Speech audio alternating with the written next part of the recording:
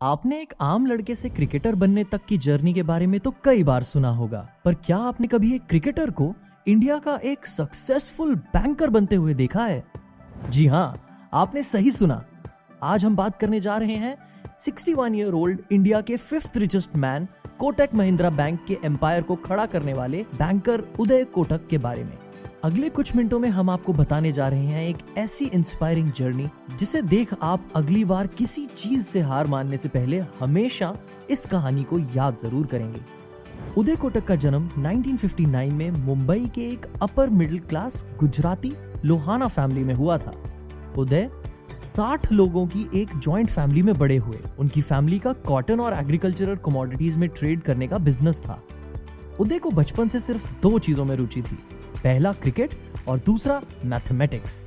हर बच्चे की तरह उन्होंने भी क्रिकेटर बनने का सपना देखा और उसे पूरा करने के लिए उन्होंने रमाकांत अचेरकर जी से ट्रेनिंग भी लेनी शुरू की। जी हाँ, ये वही रमाकांत अचेरकर सर हैं जिन्होंने सचिन तेंदुलकर और विनोद कांबली जैसे बड़े बड़े क्रिकेटर्स का भविष्य बनाया। उदय ने अपने एमकॉम की पढ़ाई के बाद ही अपना पूरा फोकस क्रिकेट पे लगा दिया। इसी के चलते लेफ्ट हैंड स्पिनर और राइट हैंड बैट्समैन उदय ने स्कूल और कॉलेज में अपनी टीम की कैप्टनशिप निभाई और साथ ही साथ 1979 में होने वाले कंगा लीग में भी हिस्सा लिया। पर शायद ही वो ये जानते थे कि ये शायद उनकी क्रिकेट में आखिरी लीग होने वाली है। विकेट बचाने के लिए जब उदय भाग रहे थे तब उसी समय बॉल उनके सर पर लग गई, जिस कारण उन्हें ब्रेन हैमरेज हो गया। ब्रेन हैमरेज को रोकने के लिए उन्हें इमीडिएट सर्जरी करनी पड़ी, जिसके बाद वो कुछ महीनों के लिए बिस्तर पर ही थे। शायद ही कोई ऐसी फैमिली होगी जो अपने बेटे को इतनी बुरी हालत में देखकर भी क्रिकेट खेलने से मना ना करे। उदय की फैमिली ने भी उन्हें क्रिकेट छोड़ने के लिए कहा और इसलिए मजबूरन उन्हें अपने क्रिकेट के करियर को अलविदा कहना पड़ा। उसके बाद उदय को रिकवर होने में 1 साल लग गया। क्रिकेट के बाद उदय का सबसे इंपॉर्टेंट पैशन था फाइनेंस, तो इसलिए उदय ने सोचा क्यों ना मैं अपने इस पैशन को करियर में बदलूं। इसी सोच के साथ उदय ने अपनी MBA की पढ़ाई पूरी की और कॉलेज से निकलते ही उन्हें हिंदुस्तान यूनिलीवर को ज्वाइन करने का ऑफर भी मिला। उदय कंपनी ज्वाइन करने के लिए तैयार थे, पर उनके पिताजी ने उन्हें अपने इस डिसीजन को दोबारा सोचने को कहा। उदय ने उसके बाद कुछ समय अपने फैमिली बिजनेस में हाथ बटाया, लेकिन उसके बाद भी उदय को कुछ अधूरा सा महसूस होता था। 23 साल की उम्र में उदय ने अपने पिताजी के कहने पर नवसरी में खुद की एक छोटी फाइनेंशियल एजेंसी की शुरुआत की। तब उसका नाम उन्होंने Kotak capital management finance limited रखा, जहां वो फाइनेंस और बिल डिस्काउंटिंग सर्विसेज देते थे। फ्रेंड्स और फैमिली से कैपिटल बोरो करके उदय ने अपने एजेंसी को खड़ा किया, जिसमें मेजर इन्वेस्टमेंट उनके बेस्ट फ्रेंड आनंद महिंद्रा की थी। इसलिए आगे जाकर इस एजेंसी का नाम कोटक महिंद्रा फाइनेंस लिमिटेड रखा गया। उदय का सफर तो यहाँ से शुरू हुआ, पर उन्हें अब भी बहुत कुछ हासिल करना बाकी था। अब हम आपको बताते हैं उदय की जिंदगी की कुछ ऐसी अपॉर्चुनिटीज के बारे में जिसे एक्सेप्ट करके उदय ने खुद को प्रूव किया और वो इंडिया के बिलियनियर्स में शामिल हो गए।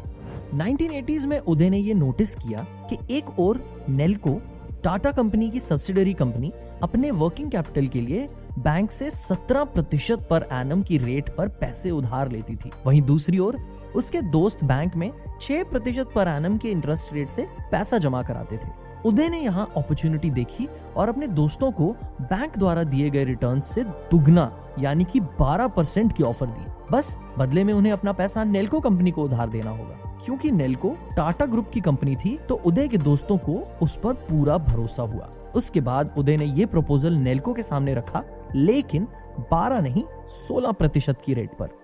12% दोस्तों के लिए और 4% खुद के लिए, यानी कि एक सफल सौदे के साथ उदय ने बिना किसी इन्वेस्टमेंट के 4% कमाए। इसे कहते हैं गुजराती दिमाग। उदय के करियर की एक और अपॉर्चुनिटी, जिसको लोगों ने बिलियनियर माइंडसेट भी कहा है, वो थी मारुति व्हीकल्स को लेकर। मार्केट में नई अपॉर्चुनिटी की तलाश में निकले हुए उदय ने ये ऑब्जर्व किया कि उस समय फेमस मारुति कार खरीदने के लिए 6 महीने तक का वेटिंग पीरियड था। उदय ने मौके का फायदा उठाकर सीधा 5000 मारुति कार्स को एडवांस में बुक कर लिया।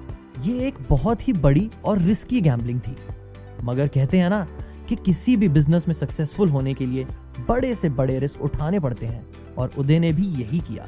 उन्होंने ये कार्स अपने प्रोस्पेक्टिव बायर्स को ऑफर की, और वो भी बिना किसी वेटिंग पीरियड के, यानी कार उसी दिन मिल जाएगी जिस दिन आप खरीदने जाएंगे।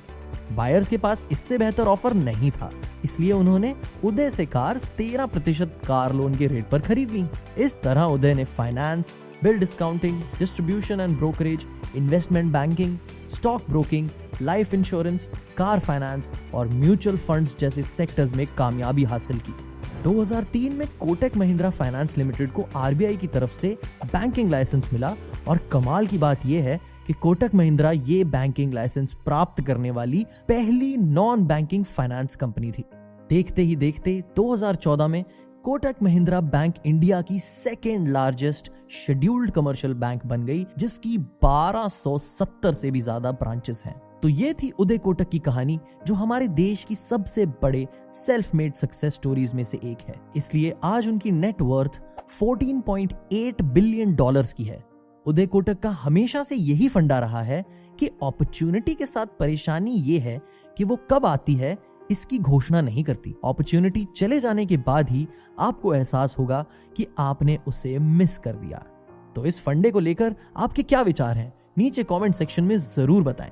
और अगर आपको वीडियो पसंद आई हो तो लाइक करें, शेयर करें और सब्सक्राइब करना बिल्कुल ना भूलें। मिलते हैं अगली वीडियो में एक और इंस्पायरिंग कहानी के साथ। तब तक के लिए अपना ख्याल रखें एंड थैंक्स फॉर वॉचिंग।